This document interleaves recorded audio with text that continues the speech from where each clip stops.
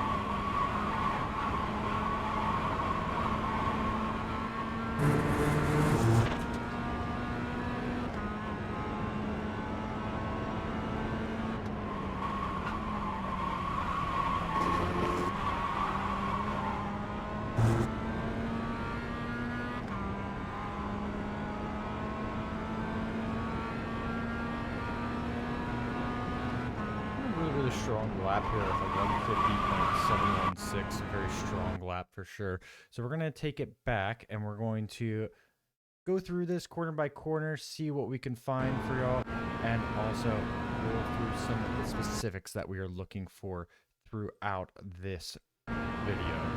So coming into turn one, we're looking to really slow down the car nice and early. Light pressure, you're just trying to get the rear out of the car. And as we roll through, as soon as you have that rear coming around, you want to start just coming off that trail brake just to get the car rotated around. You're really just looking for that apex on the inside there. You can dip your right side tires in a little bit more to the grass, letting the car open the rest of the way up, and just tracking the car to the right hand side, just keeping that speed as high as possible. Really want to just limit the scrubbing rolling through the corner there. And then as we roll through into turn three, early braking, there's actually a little bit of a spot in the barrier there that we're looking for on the right hand side. I'm braking around that green barrier on the right there, and there we're going to be looking to brake also around the little drop in the road that you can see in front of you. So from there, it's going to be early on the brakes, quite a light pressure once again. There's a lot of elevation change here, so you're going to unsettle the car quite easily. Wait for the car to just bite into the corner. Very light on the throttle initially, at least for the MX-5's sake. Once you know that you're not washing that front out, you're full throttle, just tracking the car the rest of the way out. Just being mindful of this exit curb. Very, very inconsistent track limits there. Very, very strict as well. So easy to lose out.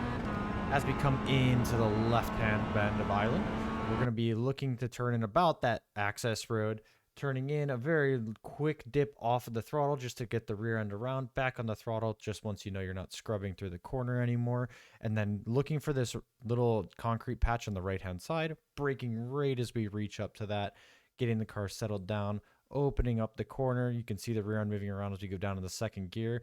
Early, waiting for the front end to bite into the corner. As soon as it bites in, you can start picking up that throttle. Once you know the front end is listening to your inputs, you can just throw that throttle in there, trust the car to stick, and it should track the rest of the way out, using all that exit curve just to keep that speed high as possible.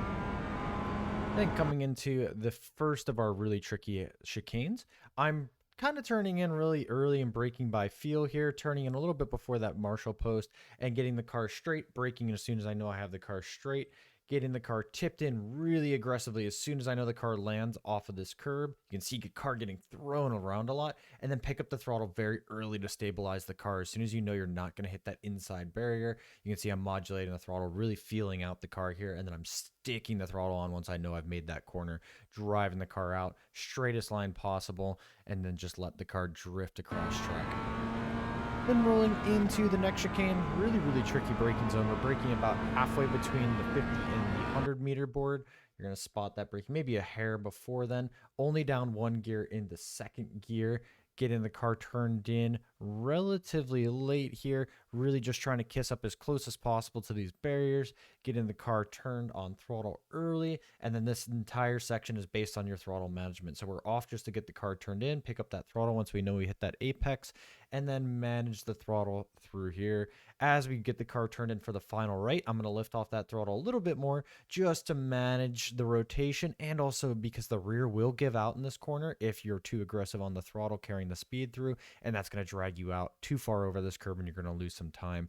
We maybe lifted a little bit too much there. 75% is probably the perfect marker, but with this we had a really, really good run coming into Druids.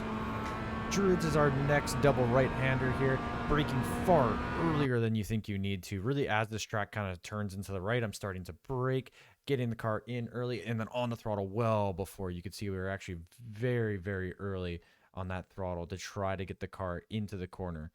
So as we go back here, our brake comes off super, super early.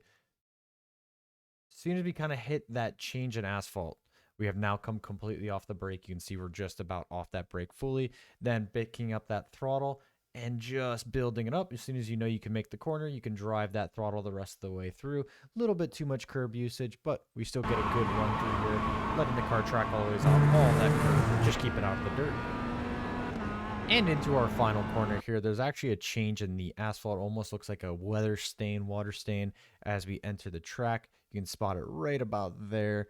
And that's where we're going to start braking as we roll into the corner. So we'll go through it one more time just because it is relatively tricky to spot. So you can see it just about in front of the car right there. That's where we're starting our braking. Then hard on the brakes, hardest braking zone of the entire track, picking up almost the ABS, getting the car turned in very early. And then you can see we're almost completely off that trail brake. On throttle as we're about touching that curb, really carrying the momentum out. Careful of that inside. It's very easy to cut too much and pick up an off track. If you line all of that up correctly, you should be able to drive the car through this corner. It will just drive itself out the rest of the way and you won't have to make any adjustments. Shortest run to the line should net you the best lap time for qualifying, and that should be your 150.716. We're going to run through the chase real quick just to talk about those track limits as well. And we're going to make sure that we are opened up just a little bit more here just so we can talk about those limits. So as we roll through, track limits very, very important here as we roll through the lap. Talked about turn one, just getting the car inside. You can use that grass on the inside, not too hard to worry about those. But then as we roll through here, you can really abuse the curbing. Right tires have to be on that red and white curb. This is pretty much the exact limit of what you can do on that exit curbing. Anything more than this, the middle of those tires go any further over the outside of that curb, and it will be an off track. This is pretty much picture perfect of what our limit is. And then we go to one of the most frustrating track limits, and I'd say probably the entire sim as we roll through turn 3 here to Cascades. And this is going to be probably a pain for a lot of people. Basically can't go past this curbing here. The car can't drop its tires past the exit curbing if you're trying to be safe. There is a way that you can get it so you can drop your tires all the ways out if you commit even more than this, but I don't recommend it because it is extremely inconsistent, especially in qualifying. You're bound to lose your laps if you try to push your luck through there.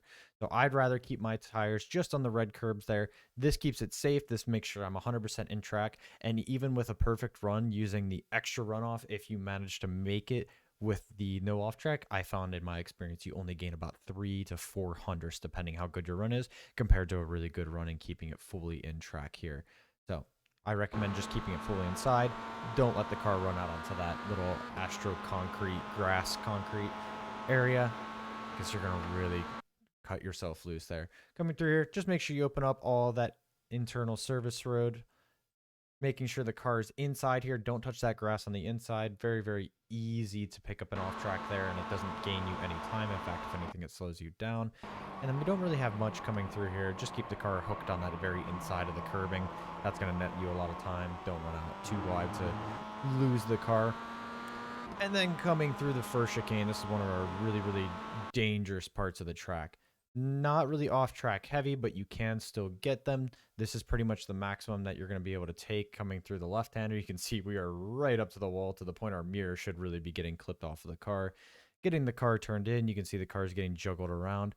Don't want to use the grass on the inside of the curb here, just the curb itself, all the ways up to that inside curb here. And then don't let the car track out any further than the curbing here. You can use maybe a little bit of grass to shortcut to that curbing, but there is no benefit on taking anything extra. Really just limit the sliding that the car has rolling through there. Braking again at the 75 board. No real track limits here, just getting really close to those barriers. And then once again, getting nice and tight to those barriers. Nothing of special mention here. Again, lifting a little bit early to get the car in. You can use all of this curbing. Just careful about how much you cut. Very easy to unsettle the car. And you can drop your left two tires past that red curbing there. But be really conservative with it. If you drive out too wide, you can pick up the off track on the exit. Running through to Druids, not much of a concern as we roll up the hill here. Just careful picking up some grass on entry under braking, getting on throttle early. You can even drop your left side tires into the grass here. Don't recommend it as it is not faster, but can carry some good speed. And then hard on our brakes here. We talked about that little watermark. Hard on the brakes there. Early into this corner as we get tipped in. And this is our last real track limits danger zone.